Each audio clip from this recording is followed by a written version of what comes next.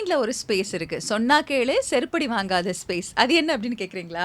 அதாவது நம்மளோட பழைய அனுபவங்கள் எல்லாத்தையும் வச்சுட்டு மைண்ட் சொல்லுமா, ஏதாவது ஒண்ணு புதுசா ட்ரை பண்ண போகும்போது, "வேணாம், இப்ப தானே செருப்படி வாங்குன. உனக்கு இது தேவையா?" அப்படின்னு கேட்குமா. சரி இப்படி கேட்டுக்கிட்டே இருந்ததுன்னா, நம்ம என்ன பண்ணுவோம்? ஓகே இருக்கிறதே போதும். இத விட பெட்டரா ஒண்ணும் வேண்டாம். பழசு நல்லா இல்ல. இப்ப நம்ம ஹேப்பியா இருக்கமா? இல்ல. சேடா இருக்கமா? அதுவும் இல்ல. அப்போ ஒண்ணுமே இல்லாம இந்த பிளெயினா, பிளேட்டன்ட்டா இருக்கக்கூடிய ஸ்பேஸ்லயே இருந்துக்கலாம். அது ரொம்ப கம்ஃபர்டபுளா இருக்கு அப்படின்னு நம்ம நெறைய நேரங்கள்ல என்ன பண்ணுவோம்னா, எதையுமே சூஸ் பண்ண மாட்டோம். இந்த இடத்துல தான் கொஞ்சம் திங்க் பண்ணணும். உங்க மைண்ட் எப்பல்லாம் உங்ககிட்ட ஏதாவது ஒரு நல்ல விஷயம் நடக்கும்போது, உங்கள அதுலருந்து ஸ்டாப் பண்ணுது அப்படின்னு பார்த்துக்கிட்டீங்கன்னா, அது ஜஸ்ட் வார்ன் பண்ணுது.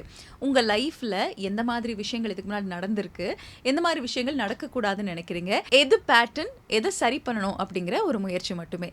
ஸோ இதுல நீங்க என்ன பண்ணணும்னா, எத ஃபிக்ஸ் பண்ணணும், எத ட்ரான்ஸ்ஃபார்ம் பண்ணணும், உங்களுக்கு எது வேணும் அப்படிங்கிறத ஒரு பேப்பர் எடுத்து எழுத போறீங்க. ஃபார் எக்ஸாம்பிள் உங்களுக்கு வந்து சில மனிதர்கள ப்ளீஸ் பண்ண புடிக்கல. இத்தன நாளா நீங்க அத தான் பண்ணிட்டு இருந்தீங்க. உங்களுக்கு அது ரொம்ப அன்கம்ஃபர்டபுளா இருந்தது. உங்களுக்குள்ள இருக்கக்கூடிய உணர்வுகள் எல்லாத்தையும் பாட்டில் அப் பண்ணி வச்சுட்டு இருந்திருக்கீங்க. அப்புறம் ஒரு நாள் அத அப்படியே எல்லாத்தையும் வாமிட் மாரி கொண்டு போய் கொட்டும்போது, "அப்ப இத்தன நாள் நீ எனக்கு பண்ணதெல்லாம் அன்பு இல்லையா?" அப்படின்னு கேட்டாங்கன்னா, "இல்ல நீ கோச்சுப்பேன்னு பண்ணின" அப்படின்னு சொன்ன அடுத்த நிமிஷம் அது பூட்டுக்கிட்டு போயிருக்கும். இத எதுக்காக சொல்றேன்னு கேட்டீங்கன்னா, இனி வரக்கூடிய நபர்கிட்ட உங்களுக்கு என்ன வேணும்? என்ன பிடிக்கும்? நீங்க யாரு? எத பண்ணா சந்தோஷமா இருப்பீங்க? எத பண்ணா உங்களுக்கு பிடிக்காது? அப்படிங்கிறத தெளிவா பேசணும் அப்படிங்கிறது தான். ஸோ லைஃப்ல எப்பலாம் உங்களுக்கு "சொன்னா கேளு, செருப்படி வாங்க போற" அப்படின்னு சொல்லுதுன்னா, அது சொல்றத கேளுங்க. ஆனா என்ன சொல்லுது அப்படிங்கிறத கேட்டுட்டு, புதுசா வரக்கூடிய விஷயங்கள கொஞ்சம் கூட ட்ரை பண்ணி பார்க்காம வேணான்னு சொல்லாதீங்க.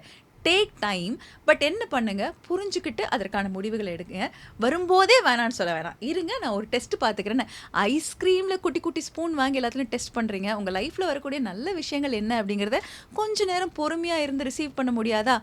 ட்ரை பண்ணி பாருங்க. வொர்க் அவுட் ஆகும்.